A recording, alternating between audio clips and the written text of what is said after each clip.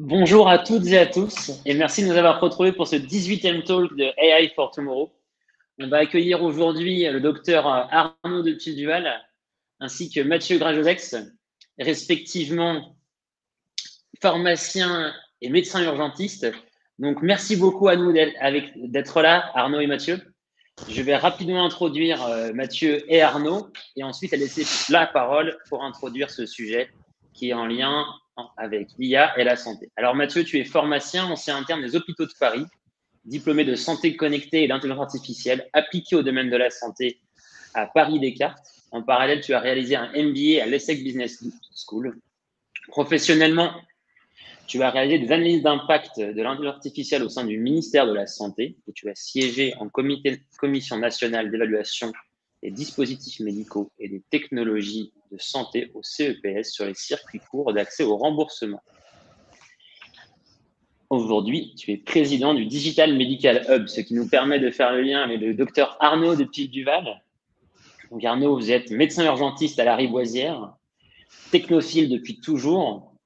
Tout au long de votre carrière, tu as essayé de faire rentrer le digital au sein de l'hôpital, ce qui t'a fait rencontrer le chemin de Mathieu, car aujourd'hui, Arnaud en parle de son activité hospitalière et directeur technique au sein du Digital Medical Hub, à côté d'une activité de médecin de réserve au sein de services de santé des armées, pour lequel il travaille également sur des sujets liés à la digitalisation du système de santé, notamment en médecine d'urgence. Vous êtes tous les deux des piliers des AI for Tomorrow, référents, coach, advisory board pour Mathieu l'an dernier, expert pour Arnaud depuis nos débuts. Merci beaucoup à vous d'être là aujourd'hui avec nous. Donc le sujet aujourd'hui est large. Le but va être de faire comprendre en quoi l'IA va pouvoir justement impacter le système de soins et selon vous, comment l'IA doit s'adresser aux soignants, quelle doit être sa place et surtout comment y arriver. Donc, IA, hôpital, deux mots qui résonnent beaucoup aujourd'hui, deux mots qui ont beaucoup résonné ces derniers mois, mais qui suscitent aussi beaucoup de questionnements, des débats et qui peuvent exprimer certaines craintes. Donc, selon vous, qu'est-ce que l'IA? Comment peut-elle impacter ce système de santé? Et comment l'avez-vous vécu ces dernières semaines, ces derniers mois? Mathieu, vas-y, je t'en prie, commence. T'es sûr? Parce que j'aurais préféré le médecin terrain Bon. débuter l'orientation, même si j'en ai 6-7 terrains de déploiement et d'usage de l'intelligence artificielle, mais je préfère t'écouter en premier, c'est toi l'usager. D'accord. Bon, alors effectivement, d'abord, merci Lucas de m'avoir invité à cette session IA for Tomorrow. Alors, l'intelligence artificielle en santé, c'est compliqué. C'est compliqué parce que ça regroupe tout un tas de choses, de peurs qui sont parfois irraisonnées. Et en fait, quand on parle d'IA à des soignants, la première chose qu'ils vont nous répondre, c'est ça ne va pas remplacer le soignant. Bah non, effectivement, l'intelligence artificielle ne remplacera pas le soignant. On l'a vu, on est dans un métier qui est très traditionnel et les soignants ont beaucoup de mal à s'adapter à des technologies qui disruptent littéralement de leur habitude de travail. En fait, voilà, cette intelligence artificielle, il y en a plusieurs, hein, on le sait, on en a déjà parlé plusieurs fois. Il y a l'intelligence artificielle globale qui relève de la science-fiction, et puis il y a l'intelligence artificielle qui est consacrée à une tâche, l'IA experte. C'est cette IA experte qui va être utile dans les soins. Et son application, elle est multiple. On le voit au jour d'aujourd'hui, il y a de plus en plus d'IA, notamment en imagerie, qui sortent sur le marché. Et à chaque fois que l'on met en place une IA d'imagerie, la réponse est toujours la même. Oui, mais ça ne va pas supprimer les radiologues. Eh bien non, ça ne va pas supprimer les radiologues. L'IA ne supprime pas les médecins. Simplement, elle nous permet de travailler autrement. Et cette intelligence artificielle, son but, ce n'est pas de remplacer les soignants, mais c'est de réaliser le deuxième look.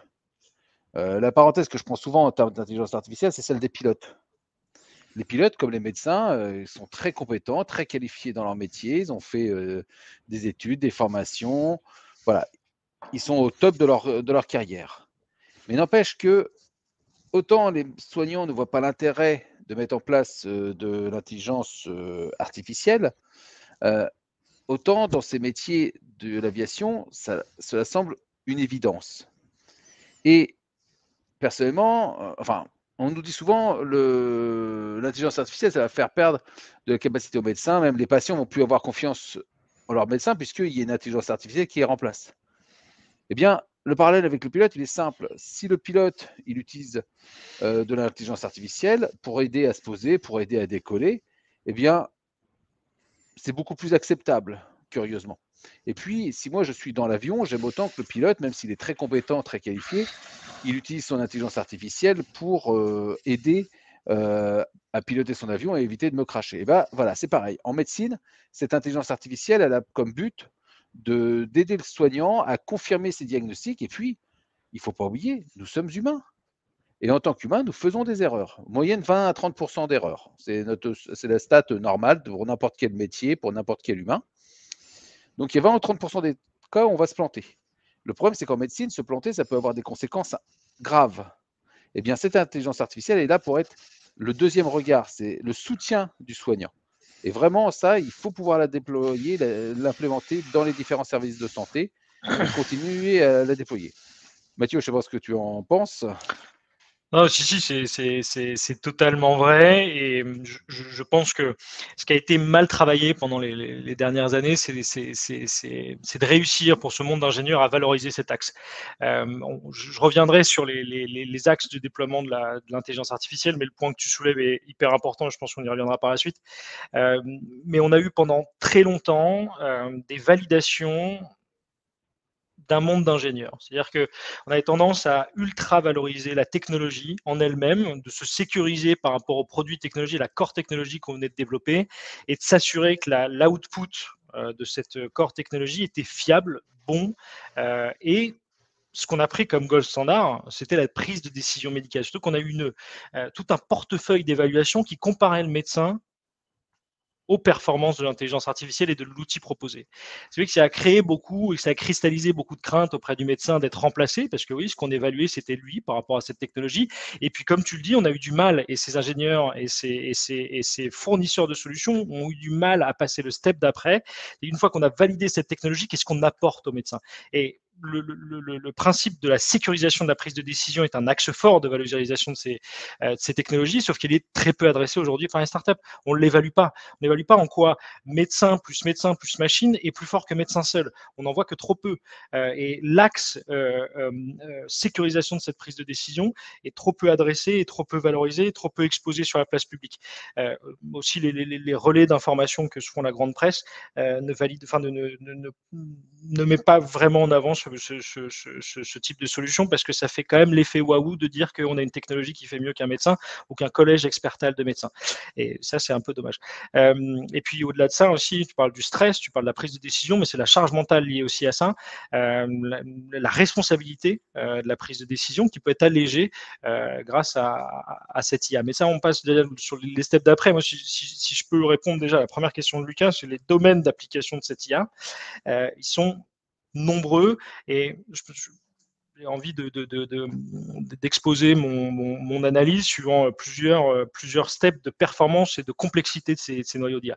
Les premières IA qui sont intéressantes à déployer dans le monde de la santé, c'est celles qui améliorent le quotidien des médecins et des soignants, en automatisant la plupart des choses qui sont soit ingrates ou à faible valeur ajoutée dans la prise de décision médicale. Je pense à l'analyse textuelle d'un compte-rendu. On va venir chercher les informations d'intérêt, etc. Je pense aussi aux reconnaissances faciales ou biométriques. C'est de l'IA. On a fait quelques études en chirurgie et autour de nos chirurgiens qui sont autour du DMH. On est entre 600 et 800 délogs, relogs jour pour un soignant. C'est absolument inacceptable, c'est une charge mentale en soi, c'est une maltraitance numérique, c'est de la maltraitance numérique pour nos soignants. Les sujets de reconnaissance faciale ou biométrique, quel que soit le modèle, seraient plus qu'intéressants dans notre système. Au-delà des sujets de cybersécurité en backup, etc., qu'il faut régler, mais ça, c'est un axe assez intéressant. C'est classer l'information aussi. Classer l'information, le médecin aujourd'hui est submergé d'informations, que ce soit dans l'exercice de ses soins, soit aussi dans les sujets side ou annexes.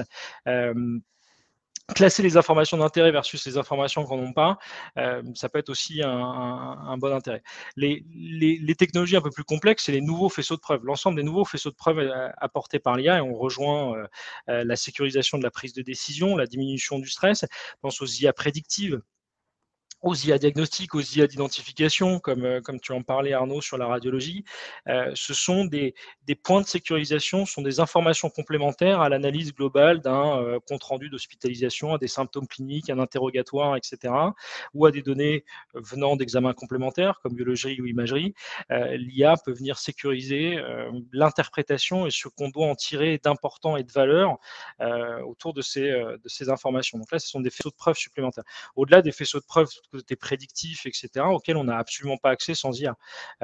Et puis, il y a aussi l'analyse complète de plusieurs informations. Impossible à réaliser pour un cerveau humain, à analyser plusieurs données issues de différents systèmes d'information, issues de différentes productions, etc., production de données. Cette consommation par IA et puis cette hiérarchisation et cette relivraison aux médecins de façon augmentée, ça aussi, c'est hyper important. Ce que permet l'IA aussi, c'est accéder à des hardware, en tout cas des matériels médicaux à plus bas coût. C'est-à-dire que autour de l'imagerie, je pense à l'échographie ou des outils comme ça. L'IA, par l'imagerie augmentée, permet d'avoir l'outil en lui-même, la techno en lui-même qui vient capter l'information comme un outil d'échographie. Grâce à l'IA, on peut améliorer l'image qu'on en a. Et finalement, l'outil qui va capter l'information peut être à bas coût parce qu'on ne va pas aller sur plusieurs dérivations, sur plusieurs fréquences, etc. Et d'aller chercher un échographe à 100 000 euros. On peut avoir aujourd'hui, comme EcoPen, des échographes à 600 euros parce qu'on a des outils d'amélioration de l'image par IA. Donc ça, c'est aussi répandre un peu plus largement la technologie sous forme de matériel ou de hardware. Je pensais aussi à un très important pendant le Covid, c'est un enseignement du Covid assez profond, c'est de répandre de façon ultra accélérée l'expertise de certains.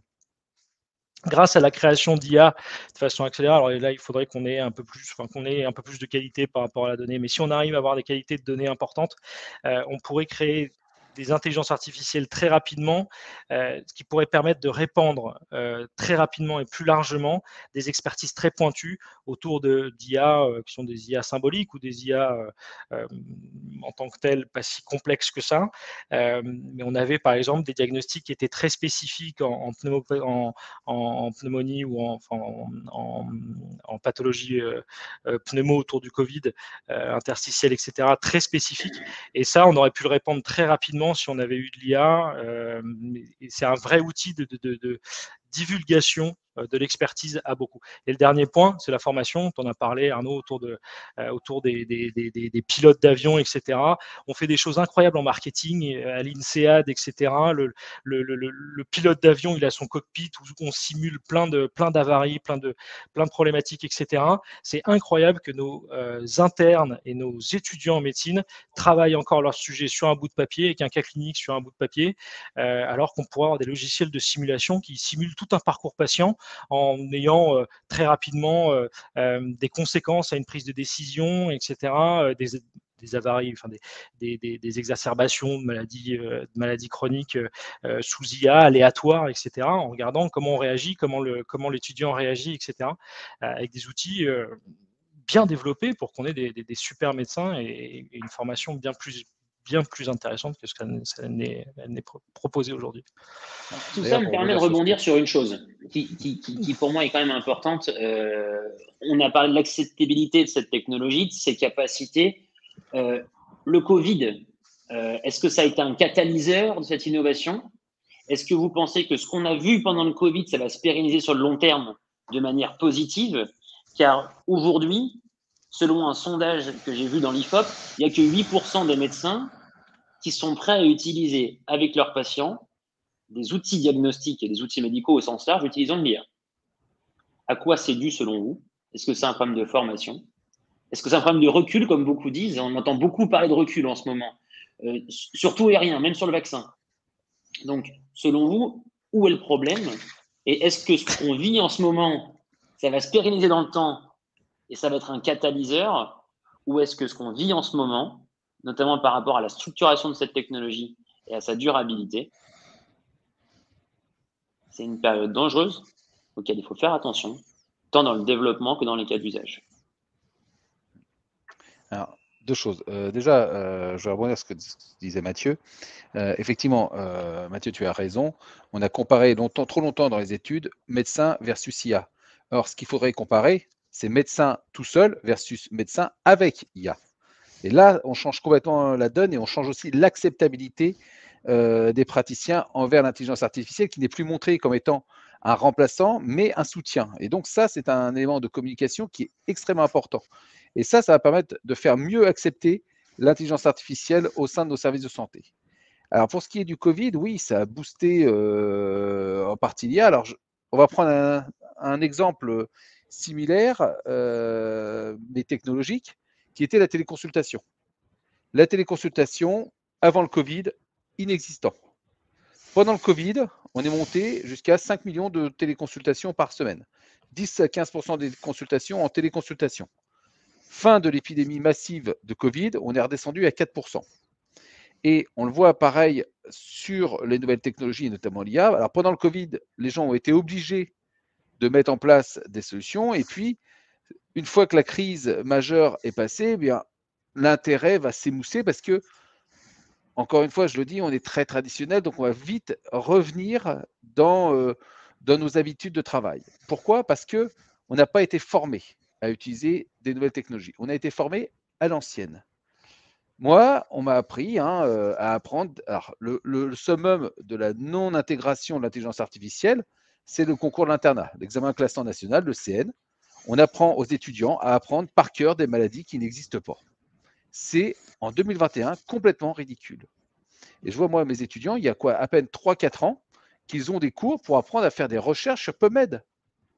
C'est complètement ahurissant. C'est qu'aujourd'hui, un étudiant en médecine, on lui demande d'apprendre par cœur, tout comme on faisait il y a longtemps. Et les symptômes même qu'on apprend, c'est encore de la médecine du 19e siècle. On m'a appris à reconnaître au stéthoscope les souffles, savoir s'ils sont râpeux, fuyants, enfin, tout un tas de trucs qui servent jamais, parce que quand j'ai T'as la besoin de quelque percussion chose, ou pas aussi? ouais, il y a la percussion, je me rappelle, je crois que j'ai fait de la percussion de thorax que quand j'étais externe. Après, j'ai arrêté, ça ne sert à rien, j'ai foutu un coup d'échographe, ce qui était vachement plus simple. Bah oui, bien sûr. Et ce problème, il vient de là. C'est qu'on n'est pas formé intellectuellement à intégrer ces nouveaux outils dans notre pratique. Et il va y avoir un vrai travail à faire dès la fac d'intégration des nouvelles technologies dans la pratique médicale. En parlant de formation, je me permets de rebondir. Mathieu, est-ce que tu pourrais nous définir, c'est une question du docteur Destinville, la notion d'IA? Est-ce qu'on parle d'intelligence augmentée dans le domaine de la santé? Est-ce qu'on parle d'intelligence artificielle? Deux écoles, une technologie. Comment tu te positionnes là-dessus? Quel est ton avis par rapport justement à ce que Arnaud vient d'expliquer, tant sur la formation que sur la pratique? Merci Arnaud, super sympa cette question, plutôt piège. J'ai pas de réponse claire à ce niveau-là, si tu veux. Je pense que les deux peuvent être intéressants sur des modèles assez différenciants. Alors, ce que j'appelle intelligence artificielle ici, c'est un outil de simulation complète et d'automatisation des faits collatéraux ou directs d'une prise en charge ou d'une décision médicale. Et au-delà de ça, c'est aussi de pouvoir simuler, et ça implique le fait d'avoir des données probantes et des données complètes aussi sur un parcours patient, ce qu'on peine à avoir puisqu'on a beaucoup de données sur la fenêtre hospitalière. On a du mal à étendre ce champ de la donnée, notamment autour de la médecine de ville, du soin de premier recours, et encore moins, on a encore moins de données au quotidien du patient, sur le quotidien de sa pathologie.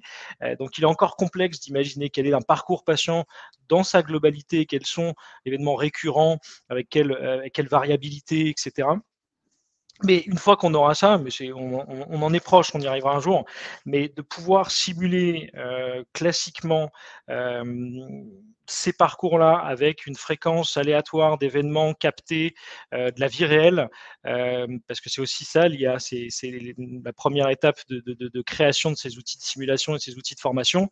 Ça va pouvoir être d'analyser le big data, donc c'est l'analyse big data, pour aller faire émerger la fréquence d'événements, leur gravité, la réaction classique d'un médecin et de simuler autour d'un outil la décision médicale en disant bon, bah là, tu as pris une bonne décision, ça s'est bien passé, là, elle n'est peut-être pas terrible, tu aurais peut-être mieux fallu faire ça. En tout cas, tes confrères en vie réelle ou en classique et les recommandations actuelles, c'est plutôt ça.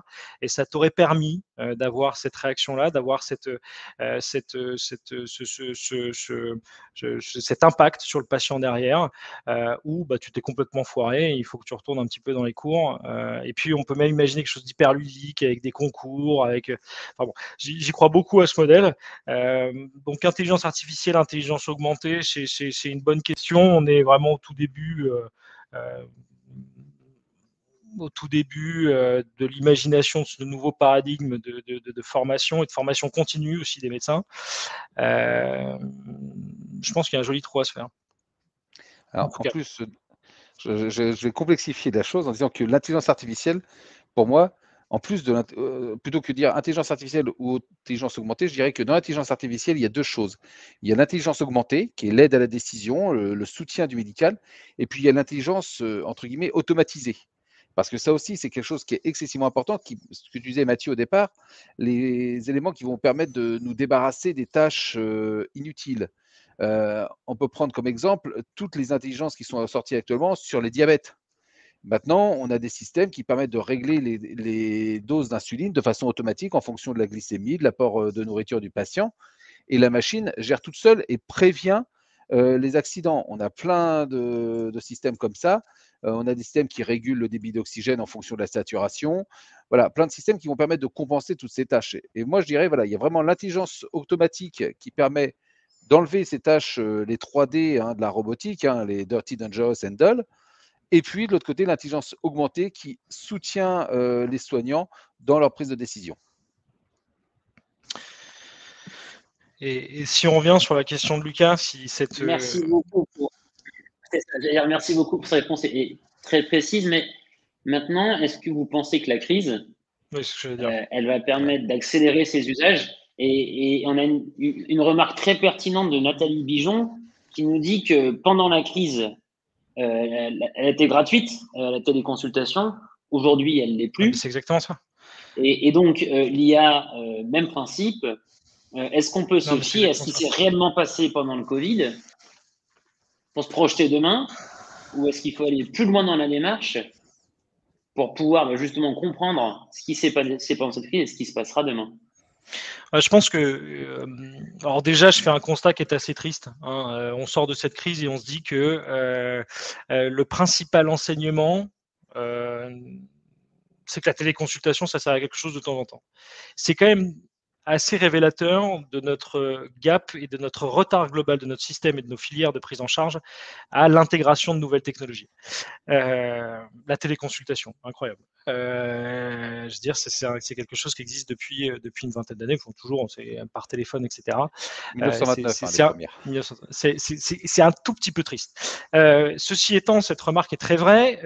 Il y a deux choses qui manquent, et aujourd'hui, les pouvoirs publics l'ont bien compris, parce qu'ils agissent sur deux leviers. Et puis en plus, je pense que ce sondage de l'IFOP à 8% le confirme très bien. Aujourd'hui, les pouvoirs publics estiment que la transformation numérique va se produire sous deux axes et sous deux leviers. C'est le patient et le système de régulation, vraiment sur le système économique et le business model, en tout cas le financement actuel de la santé. Donc, il y a une stratégie bottom-up et une stratégie top-down. Il y a peut-être resserrer à un moment donné et prendre en étau le médecin, mais il est tellement long à la prise de décision et au changement des pratiques et à l'acceptation d'une modification et d'un bouleversement de son paradigme que les pouvoirs publics estiment que c'est le meilleur moyen. Je ne sais pas si c'est le cas, je ne partage pas complètement, loin de là, mais en tout cas, c'est la stratégie actuelle. Et donc, ce qui se passe quand même sur la généralisation d'étapes, c'est que les pouvoirs publics se sont rendus compte de quelque chose, c'est que faut qu'on teste. faut qu'on y aille, faut qu'on rentre dans le dur, faut qu'on regarde ce que ça peut donner, parce qu'on sait très bien que ce qui est proposé aujourd'hui et ce qu'on déploiera dans les premiers temps n'aura pas les bénéfices attendus et ne proposera pas tout ce qu'on attend de la e-santé et du numérique, mais qu'il faut passer par une première étape. Et c'est par l'amélioration incrémentale, l'amélioration continue de ce qu'on propose, et donc au déploiement, fournir un peu de CA, fournir un peu de cash, fournir un peu d'existence à nos startups qui deviennent des purs players du sujet, parfois sur des spécialités médicales données, etc. Mais il faut leur donner un peu de grain, il faut leur donner un peu de matière de travail, connaître leur écosystème, leurs clients, etc., rentrer en contact dur avec eux, donc il faut déployer.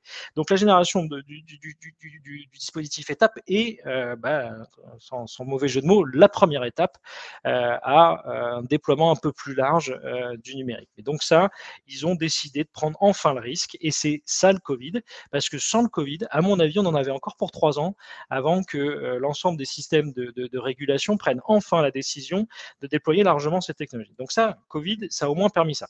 Ok, on descend à 4% en téléconsultation, mais on a un espèce de mindset global qui se met en place. Et puis, il y a la notion de patient avec l'ENS, le fameux empowerment, etc., l'implication plus profonde dans le développement, la sensibilisation globale à ces sujets, où maintenant, des patients n'hésitent plus à dire, monsieur le chirurgien, je veux telle prothèse de tel fabricant, etc.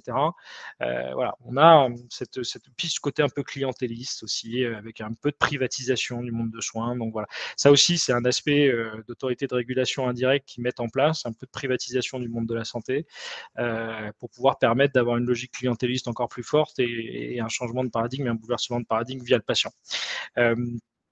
Avec une dernière notion sur ce que disait Arnaud, et puis forcément j'ai oublié. Oui, c'est le défaut de formation et le défaut d'acculturation et de sensibilisation globale aux donneurs d'ordre hospitaliers et aux médecins.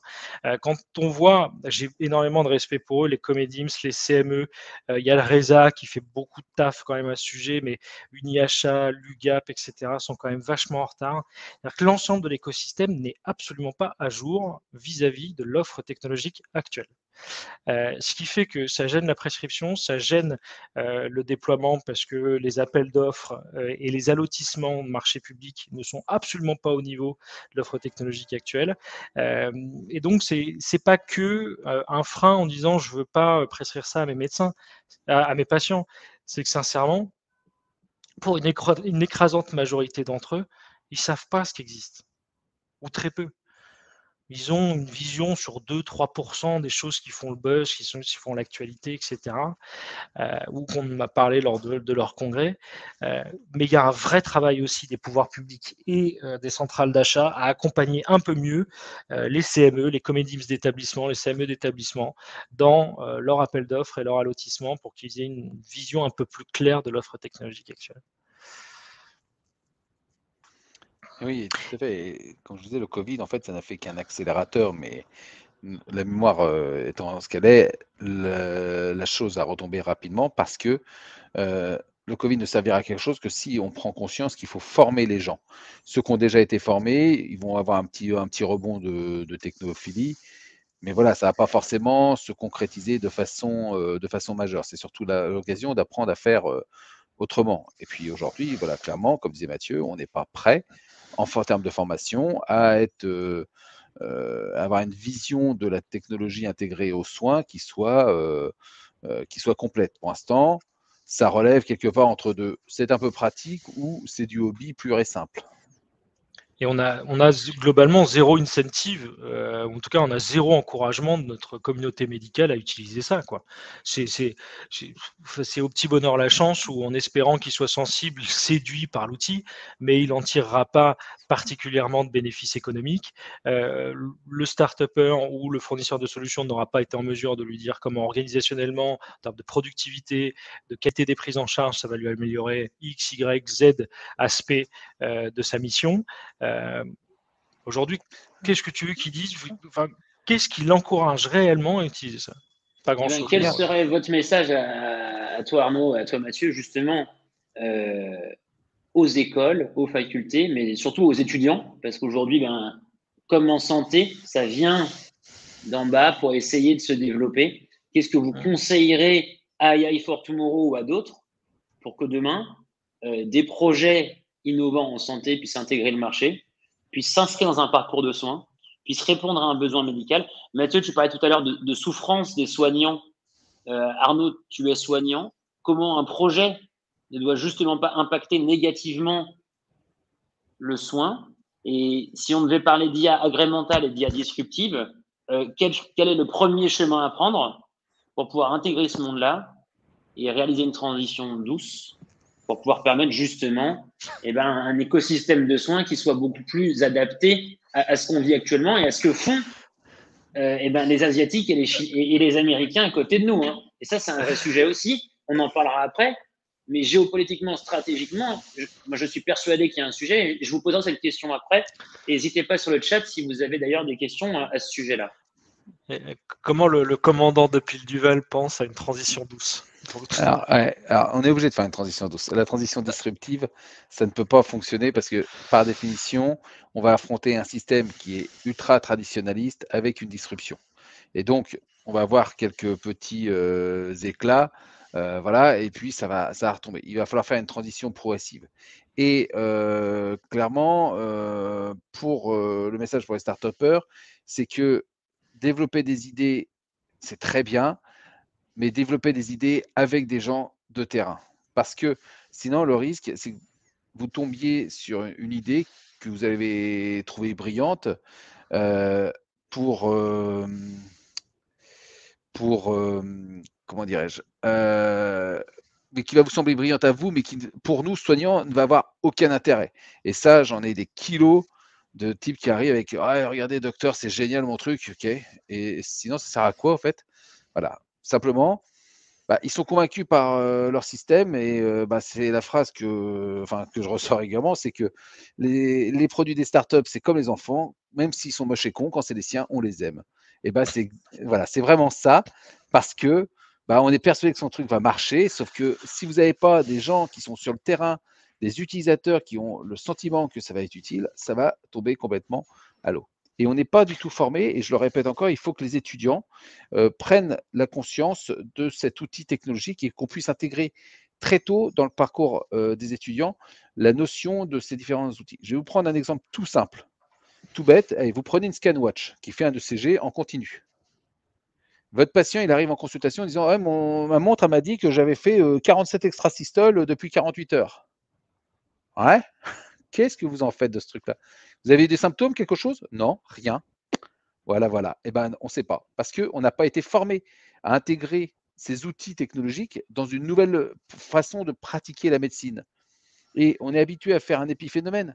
Quand on voit un patient, on lui fait un électrocardiogramme, on montre le moment T, éventuellement le moment avec un holter sur 24-48 heures, en fonction de symptômes. Et toutes ces données qui sont physiologiques, mais qu'on ne sait pas appréhender, eh bien, on ne va pas pouvoir les utiliser. Et pour ça, pour pouvoir les utiliser, il faut que les étudiants, très tôt, se mettent à la compréhension de l'outil technologique et d'intégrer cet élément très tôt dans les études médicales, qu'il faut être curieux, qu'il faut être capable de critiquer un outil. Vous voyez, c'est le principe des moteurs de recherche en médecine. Aujourd'hui, on n'apprend pas, limite à un étudiant, que PubMed et Doctissimo, ce n'est pas exactement la même chose. J'accentue le trait, mais c'est exactement ça. On n'a pas expliqué aux étudiants comment utiliser ces outils et comment les utiliser au mieux. Et c'est là où il faut que les étudiants se mobilisent pour demander, alors dans les conseils de faculté, à avoir un enseignement sur les nouvelles technologies. Je ne sais pas ce que tu en penses, Mathieu. Alors ça, sur ce terrain-là et sur la question de Lucas, c'est quel message on donnerait? J'ai quelques points. Pour une fois, je suis pas tout à fait d'accord. Sur la transition douce, sur le système dans sa globalité, entièrement d'accord. Difficile de faire passer l'ensemble du système 10 marches, des 10 marches qui lui séparent du plateau technologique actuel ou de ce que l'offre technologique propose aujourd'hui. Par contre, spécifiquement sur certains produits, ciblés sur un cas d'usage, bien travaillé, etc., on peut passer 10 marches si on le prépare bien. Alors ça, je vais y revenir. Juste sur les formations, je crois que les étudiants, ils sont tous prêts. Hein. Bon, enfin, je ne sais pas ce que tu en penses, Arnaud, mais le message à livrer, il n'est pas aux étudiants. Ou en tout cas, dans une bonne majorité. Il faut commencer tôt. Mais je pense qu'ils sont tous prêts. Ouais. possiblement, mais ils sont tous à peu près prêts aujourd'hui dans le système à accueillir des nouveaux types de formations et de nouveaux types de cours, accès de nouvelles technologies. Non, ce qu'il y a vraiment à convaincre, ce sont les doyens de faculté ou les adjoints de direction, etc., les directeurs pédagogiques, les boards pédagogiques. C'est à eux qu'il faut bien travailler le sujet, leur proposer quelque chose de clé en main. Ou les centres de simulation sur la formation continue, etc. Mais c'est vraiment l'ensemble du système là où il faut aller sur plutôt le top-down. Mais je frapperai à cette porte-là. Ou une formation secondaire. Mais le problème, c'est que ça va capter des gens qui sont déjà sensibles. Ils vont venir d'eux-mêmes, ils auront déjà envie, et finalement, c'est des gens qui sont déjà sensibilisés. Donc, le ventre mou et les réfractaires, malheureusement, il n'y a que via le schéma université qu'on pourra les toucher. Donc, sur la transition, par contre, douce ou disruptive, sur des sujets très spécifiques, je pense qu'on peut faire passer à une communauté médicale les 10 marches d'un coup. Par contre, ça c'est sûr qu'il faut travailler l'ensemble du sujet de A à Z et à 360 degrés. Il ne faut pas sortir une évaluation technologique de performance en disant j'ai eu X patients aux États-Unis, mon algorithme prédictif est bon à 95% et a une spécificité à 89%. J'ai plus qu'à faire un joli slide deck sur PowerPoint et à proposer ça à tous les médecins de monde. Heureusement, ça ne fonctionne pas. Et en plus, avec la complexité près qu'en fintech, en industrie classique, 99% de performance ou 95% de performance, ça suffit. Le monde médical, faut friser les 99 si on veut être déployé aujourd'hui. Et une fois qu'on a validé ça, comme dit Arnaud et le répète assez souvent, qu'est-ce que ça m'apporte dans mon quotidien? Qu'est-ce que dans mes prises en charge et dans mes décisions médicales, ça va changer? C'est quoi? Ça impacte comment ma productivité de soins? Ça impacte comment ma prise de décision? Ça impacte comment la sécurisation? Médico-économiquement parlant, si on choisit un remboursement, par exemple, qu'est-ce que ça impacte? Est-ce que je vais réduire les effets ou les effets indésirables graves, les retours à l'hôpital, les reprises de chirurgie? Qu'est-ce que je vais éviter de lourd aujourd'hui? Qu'est-ce que je permets d'améliorer dans la filière de soins? Et si c'est un hôpital à qui on s'adresse, qui est une entreprise, quel est le cost effectiveness impact? C'est-à-dire quel ROI est en droit d'attendre le donneur d'ordre qui décide de faire l'acquisition de ce produit? Qu'est-ce que j'ai comme retour sur investissement? Est-ce que je vais réduire mes dépenses? Est-ce que je vais augmenter mes recettes? Est-ce que j'aurai une productivité d'équipe plus importante, une efficience globale plus importante, un turnover de patients plus important? Est-ce que je vais faire sortir plus rapidement mes patients d'urgence, etc. L'organisationnel, est-ce que l'impact organisationnel d'intégration de cet outil est lourd ou pas? Est-ce que ça s'intègre j'allais dire une grosse bêtise, mais est-ce que ça s'intègre facilement ou difficilement? Et si c'est difficilement, travaillez le cahier des charges avec eux, fournissez le sujet clé en main. Voilà, qu'est-ce que ça apporte concrètement, cette solution, dans la filière de soins? C'est hyper important. Il n'y a que comme ça qu'on peut espérer séduire un ensemble de donneurs d'ordre hospitaliers. Merci beaucoup pour ces réponses. Je vais me permettre de nuancer un peu le propos et de vous poser une sous-question à celle-là. Vous avez beaucoup parlé de la formation, de dire qu'il faut que les doyens puissent s'adapter au monde qui évolue, qu'il faut que les étudiants puissent prendre en main ces outils dès le plus jeune âge. Est-ce que le médecin va devenir ingénieur? Est-ce que l'ingénieur va avoir un profil commercial? J'en suis pas persuadé. Donc, quel serait votre conseil? Il n'a pas besoin. Et quel tips vous donneriez justement à ces start-upers, à ces médecins, à ces ingénieurs qui voudraient pouvoir intégrer l'écosystème médical avec un dispositif, pouvoir permettre son implantation et la formation à celui-ci? Au final, quelle est la clé de voûte qui permettrait de pouvoir accélérer le développement de ce dispositif, sa mise sur le marché et son déploiement? Non, mais il n'a pas besoin d'être ingénieur, c'est pas lui qui développera les solutions derrière. Par contre, ce dont il a besoin, c'est d'arrêter de croire que c'est de la magie. Et d'arrêter de croire que c'est de la magie et que c'est des productions fantasmagoriques ou utopiques d'une équipe d'ingénieurs. Il a besoin d'un tout petit peu comprendre comment ça fonctionne. À partir du moment où il comprend un tout petit peu comment ça fonctionne, je pense au DU d'IA appliqué en santé de Laurent Marchand ou de l'Université de Paris. C'est une très très belle formation, c'est une demi-journée par semaine et ça suffit sur un an et ça suffit amplement pour comprendre comment ça fonctionne, que c'est quelque chose de pas si probabilistique que ça. Enfin, c'est quelque chose factuel, de compréhensible, de lisible, et ça te permet vraiment de dire ce n'est plus de la magie, c'est plus du prophétisme, c'est pas Paco Rabanne qui est en face de moi, c'est un vrai, c'est un vrai ingénieur qui a des vraies compétences et qui me propose un outil. Et ça permet une deuxième chose, ça permet de poser les bonnes questions, d'avoir un peu de formation là-dessus.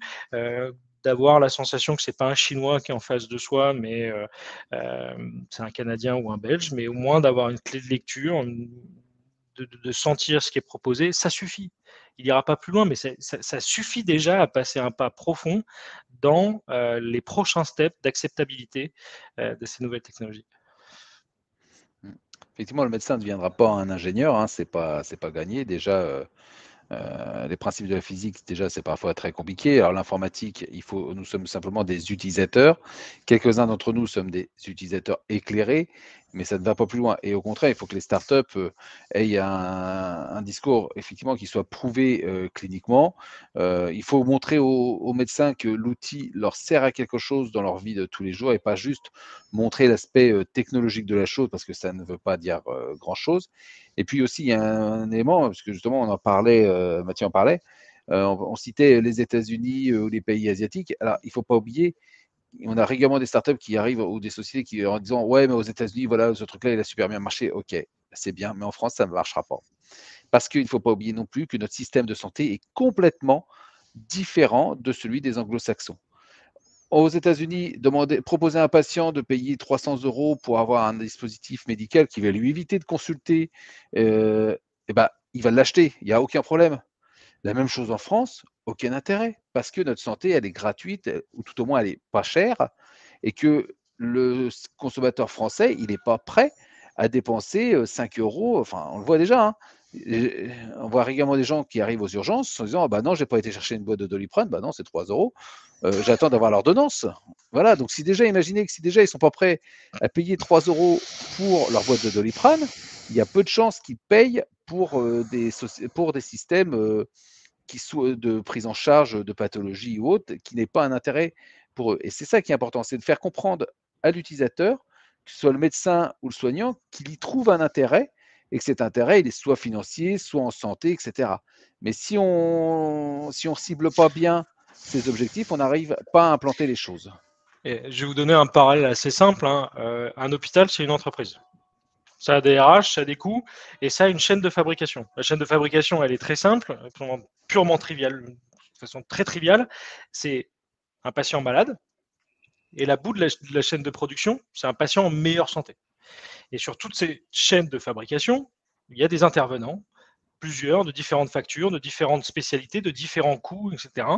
Et comme une entreprise, comme votre startup, comme un autre, etc., bah, il a des enjeux de productivité et des coûts liés à cette productivité.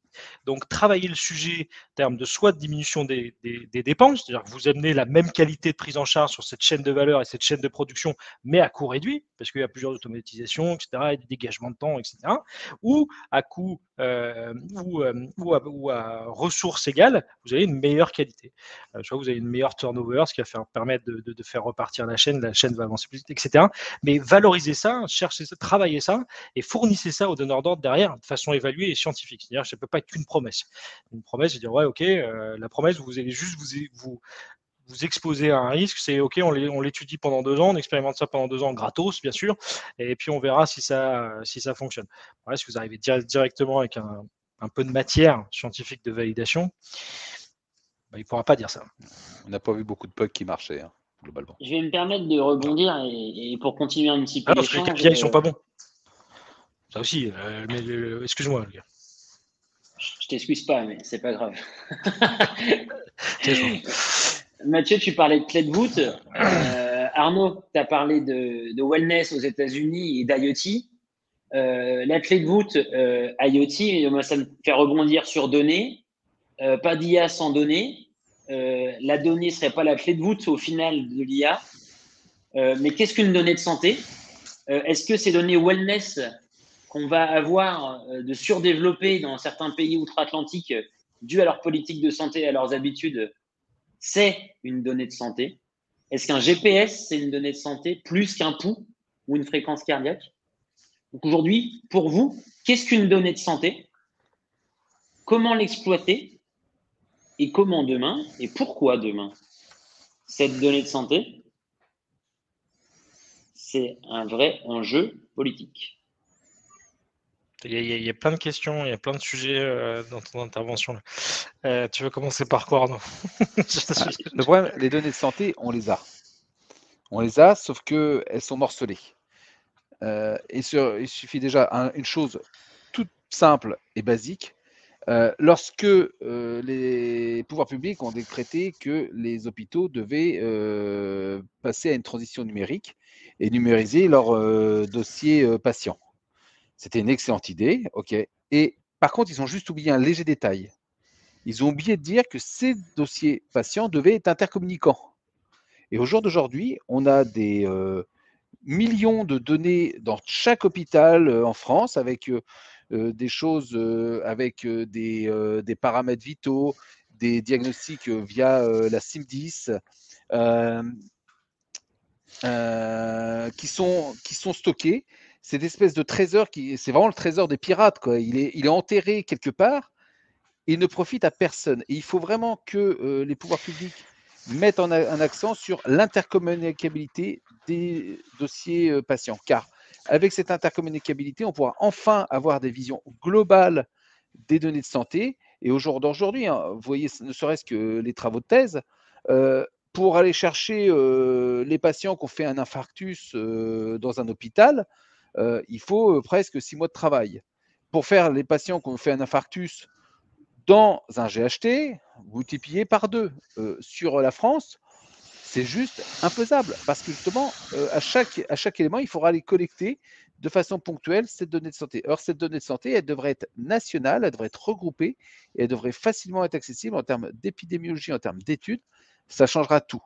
Et puis, les données des patients peuvent être aussi intéressantes pour pouvoir collecter de la donnée supplémentaire sur l'état de santé d'un patient. Après, il y a des histoires de RGPD qui posent problème, mais pratiquement sur une épidémie de type Covid, où c'est un petit peu plus global, mais si on prend l'histoire de l'épidémie dans le monde, la peste noire, avec un système de données de santé, ne peut plus accéder parce que le patient zéro, on le verra arriver hein, via le port, etc. Et puis commence à contaminer et pouvoir circonscrire très rapidement cette épidémie. Mais pour ça, il faut que les données soient accessibles et puissent s'interfacer avec l'ensemble des champs. Après, la question, c'est qu'est-ce que la donnée de santé? Effectivement, la donnée de santé, ce sont les paramètres vitaux, ce sont les diagnostics, mais c'est aussi les modes de vie, ça peut aller jusqu'à la géolocalisation. En fait, tout élément qui va être en lien à un moment ou à un autre avec l'état de santé du patient devient de la donnée de santé. Donc, c'est très difficile de définir ce qui est exactement une donnée de santé. Après, voilà, le problème, c'est de les recueillir. Et en France, alors, c'est bien et mal. On a la RGPD qui permet, enfin en Europe, qui permet d'assurer la qualité, la protection des données des patients, mais qui limite forcément cette collecte. Alors, en Asie, en Israël, aux États-Unis, ils sont beaucoup moins embêtés là-dessus, puisque avec des pratiques qui sont parfois très très limites, hein, puisque aux États-Unis, vous pouvez faire des études ethniques. En Asie, les RGPD ou en Israël, il n'y a pas la question ne se pose pas. Hein. Je pense que quand vous avez des données de santé ou autres en Israël, vous êtes automatiquement lié avec le Mossad dans la foulée. Voilà, en Asie, les pays qui ont brillé pendant le Covid, je vous rappelle, ne sont pas des démocraties. Hein. La Corée du Sud, vous pouvez dire, ou le Japon, c'est quand même très loin d'être des vraies démocraties au sens européen du terme. Donc, ils n'ont pas les mêmes façons de gérer la chose et donc, c'est excessivement compliqué de récolter de la donnée de santé tout en protégeant les données individuelles des patients. Tu voulais dire un truc, Lucas? Parce que... Non, merci Arnaud. Et justement, j'allais dire à toi, Mathieu, de nous donner justement cette vision sur qu'est-ce que cette donnée, comment la récolter, Europe vs reste du monde, et quels enjeux tu vois, toi, à ton niveau, en évoluant avec des startups, tant d'un point de vue politique que stratégique. Et on l'a vécu il y a peu de temps, la PHP et tous les hôpitaux de France ont cette crainte, le hacking. Et je pense que ça peut être une belle fermeture pour cette question, et je te laisse la main. Ouais, c'est assez gravissime quant à l'ouverture d'esprit quant à l'implantation de nouvelles technologies et de l'accès ouvert ou généralisé à cette donnée. Les problèmes de cybersécurité ont tendance à bloquer tous les points de passage, malheureusement, plus qu'à à ouvrir, c'est certain. Je vais dresser malheureusement un tableau assez noir et je ne veux pas tirer à boulet rouge pour les responsables de tout ça parce que clairement, on fait tous un travail, je pense, formidable sur ces sujets-là, en tout cas les parties prenantes. Et on est sur des terrains extrêmement complexes. C'est pas pour être hypocrite, je le pense vraiment, mais on a des gros problèmes de globalisation des sujets. On parlait de démocratie qui réussissait mieux que nous, mais ouais, le bien commun est un peu plus surexprimé que chez nous. On prend un sujet classique qui est le HDH. Malheureusement, le HDH n'a pas imaginé de chemin de valorisation aux hôpitaux ou aux fournisseurs ou aux producteurs de données. Ce qui fait que, très simplement, beaucoup de CH, beaucoup de CHR, de CHU, dont la PHP, ont dit non, je ne mettrai pas mes données. Vous avez prévu absolument rien comme reversement, rien comme incentive global à la globalisation et à la centralisation de cette information. Alors, je peux la gérer en interne, je peux en créer de la valeur, elle m'appartient parce que ce sont mes salariés qui l'ont déployée et qui l'ont certifiée, labellisée, produite. Si vous n'imaginez pas comment au sein du HDH, et même sur un aspect centralisé global et commun en France, il n'y a pas de reversement ou de chemin de revalorisation à cette mise à disposition de la data, vous n'aurez pas mes données. Donc ça, c'est un vrai problème et il faut l'imaginer, il faut reconstruire ça en amont et avec les structures de soins. Le problème que je nuancerai globalement sur tout ce que tu viens de dire, Arnaud, c'est qu'aujourd'hui, tu as dit la donnée, on l'a. Mais malheureusement, non. Les systèmes d'information auxquels on a accès aujourd'hui, quels sont les lieux d'expression, les lieux de prise de décision clinique et médicale, sont absolument affreux. Ils sont tellement mal pensés, tellement mal développés, absolument pas l'état de l'art du DevOps, etc. Aujourd'hui, c'est de la maltraitance numérique. Clairement, on a engagé la déstructuration de cette data. On était à 80% de données non structurées hier au format textuel. On frise les 87-88% aujourd'hui. Et qu'on a des comptes rendus médicaux qui font à peu près 39 pages, qui sont de la donnée textuelle, qui sont du drag and drop ou du copier-coller. Et on n'a plus aucune structuration de cette data, à part sur des sujets ultra spécifiques, qui seront peut-être les premiers champs de l'IA, parce que ce sera le plus simple. Mais on n'a pas assez de NLP ou de solutions qui permettent d'interpréter cette format textuel assez efficacement pour en retirer une valeur importante, une substantifique moelle qualitative. Et donc cette donnée n'existant pas, cette donnée étant éclatée, c'est vrai, tu as raison, ça concourt encore une fois à ce qu'on disait sur les pouvoirs publics, sur étapes, etc. Il faut déployer parce que l'ensemble des SI aujourd'hui ou des formes SaaS ou des solutions qui sont proposées par notre environnement technologique sont de bien plus belles factures. Ils sont bien plus performants que ce qu'on a aujourd'hui dans nos SIH hospitaliers. Ils permettraient à la fois de globaliser certaines informations en allant chercher une production de plusieurs systèmes en flux, de la recentraliser et de permettre une nouvelle labellisation clinique au format beaucoup plus structuré, beaucoup mieux pensé, plus ergonomique, etc. et avoir une nouvelle data. Et là, une nouvelle data au format structuré et une nouvelle labellisation clinique parce qu'on parle de l'IA aujourd'hui, on parle de l'IA, ce qui est possible de développer aujourd'hui, mais il y a un truc qu'on oublie, c'est ce qu'on pourra développer demain. Et des champs d'à la fois d'amélioration continue de cette IA, qui sont les IA primaires ou primordiales qu'on déploiera dans les mois et années prochaines, vont donner lieu, grâce à cette nouvelle data produite, cette nouvelle qualification, cette nouvelle labellisation clinique autour de ces outils, de la nouvelle donnée qui donnera naissance à des nouveaux systèmes d'intelligence artificielle, etc.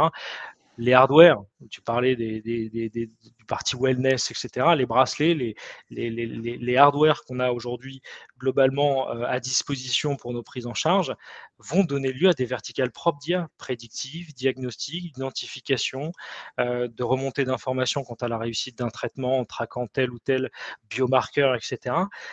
On est juste au tout début de la forêt, à peu près. Par contre, donc là on l'a compris, on rentre en fin dedans. On rentre enfin dedans. Combien de temps ça prendra, je ne sais pas, mais on est en train de rentrer dedans. Mais cette donnée, elle est vraiment importante. Et c'est dommage parce que c'est un enjeu, sincèrement, en France, de leadership industriel, parce qu'on a une qualité de la data qui est inégalée dans le monde. On parlait du système américain. Très sincèrement, il faut 4 facteurs pour être traité aux États-Unis. Il faut être riche, blanc, homme et en bonne santé. Ce qui crée quand même des biais assez énormes sur l'exhaustivité, le fairness, etc., la qualité globale des sets qu'on peut en retirer. En France, on soigne tout le monde.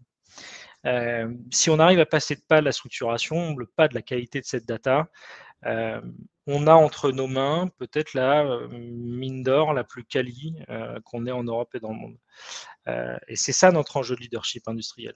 C'est pas comme ce que notre directeur de la CNAM disait récemment, que l'enjeu du leadership industriel, c'est de garder les données à l'intérieur du continent ou à l'intérieur des frontières françaises. Non, c'est pas ça. C'est la qualité de cette donnée, ce qu'on permet d'en faire, le partenariat public-privé, le développement, le centre de recherche industriel, faire naître ces écosystèmes, ces associations de valeurs, permettre un accès plus rapide et développer peut-être les IA les meilleurs au monde avec la qualité de cette donnée à disposition. C'est ça notre enjeu de leadership industriel. Absolument pas d'avoir des data dans notre territoire. On s'en fout à peu près. Peu ou prou.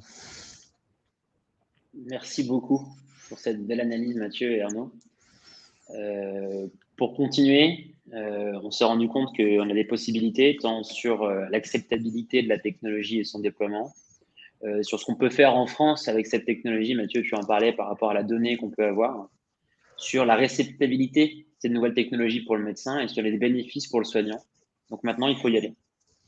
AI for Tomorrow, le but, c'est d'accompagner des jeunes francophones de moins de 28 ans en France, en Afrique du Nord, en Afrique centrale, à Montréal. Quels conseils vous leur donneriez, vous, à ces jeunes, sachant que vous êtes des coachs et des mentors et que ces jeunes pourront aussi vous avoir à disposition dans le cadre du concours. Donc, selon vous, quels sont les key of success quand on veut mener à bien un projet d'IA en santé, qu'on a moins de 28 ans et qu'on est francophone? Alors, je dirais travailler en lien dès le départ avec des professionnels de santé pour avoir un outil pertinent. Et 2, avoir une réflexion d'emblée médico-économique sur la chose. Mathieu le disait, si on fait un outil qui est juste beau pour la médecine, c'est bien, mais si le directeur d'hôpital, lui non plus, il n'y trouve pas son compte en termes d'économie, de prise en charge, de gains financiers, de ROI, l'outil, il est pratiquement mort-né. Donc moi, je dirais, voilà, c'est vraiment les 2 points importants, le professionnel de santé et l'impact médico-économique de la solution. Ouais, ma première recommandation, c'est d'y aller quand même. Parce que vous êtes plein de petits copains, de grands frères, de grandes sœurs et de papa et de maman qui ont ouvert la voie, qui se sont cassés les dents, qui se sont fait mal pour vous. Je dis pas que la route est toute tracée, mais vous avez un bel avenir devant vous, surtout vu l'âge que vous avez. Donc ça, c'est ma première recommandation. Allez-y à fond. Arnaud a complètement raison. Je pense qu'il y a 2 choses qui sont importantes en synthèse de tout ce qu'on a dit. C'est de travailler le sujet en rapport direct avec votre client et votre usager le plus tôt possible. Ça sert à rien, in fine, ça servira à rien de dire ça fait papa, ça fait maman, ça fait tout, etc. C'est hyper simple d'utilisation. Si c'est qu'une promesse, ça fonctionnera pas. Donc c'est prouver des performances technologiques dans un premier temps. Positionner le produit idéalement par rapport aux chaînes de valeur et de workflow clinique actuels dans lesquels vous comptez vous insérer et tracer la route, la valeur de votre projet et toutes les leverages, les effets leviers permis par ce que vous avez développé. Clinique, médico-économique, cost effectiveness impact pour un donneur d'ordre hospitalier, organisationnel, charge mentale. Un truc qui est à la mode et qui est d'intérêt aussi pour vos déploiements, parce que les centrales d'achat s'équipent de référentiels, c'est les formats RSE et démarches responsables, parce qu'il y a des produits technologiques qui permettent de réduire ça. Mais travaillez bien tout ce que va permettre de déployer, d'améliorer l'ensemble des bénéfices apportés et attendus et promis par votre solution, et évaluez-les. Évaluez-les. Et évaluez intelligemment, pas votre produit contre le monde médical seul. Comme dit Arnaud, votre technologie plus le médecin versus le médecin seul. Merci beaucoup à tous les deux.